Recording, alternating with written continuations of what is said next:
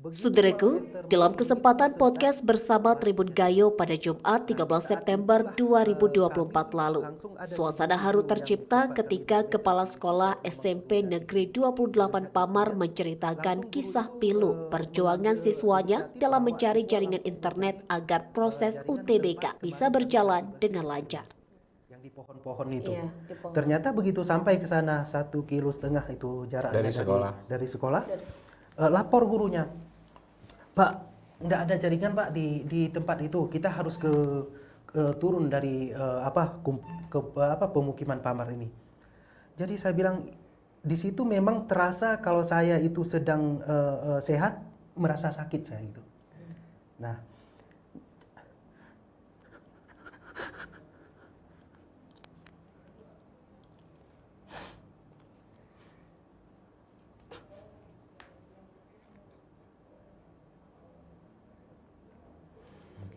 Ya. jadi sikon yang kami alami ini real gitu.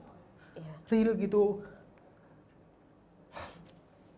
Nah, jadi terkait dengan itu Bang Edi, ini ada beberapa hal sebenarnya yang ingin sekali saya pertanyakan ke Abang selaku pengamat di pendidikan gitu saya rasa. Jadi kenapa saya sampai menangis seperti ini? Yang saya hati itu anak-anak gitu. Ya. Itu Bang. Jadi terkait dengan itu, hari itu langsung kami mengambil inisiatif. Jadi saya sampaikan, yang sesi 3 tadi kan udah pulang dia.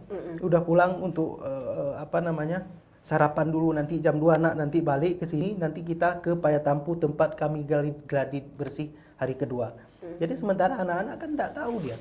Enggak tahu bahwasanya hari keduanya itu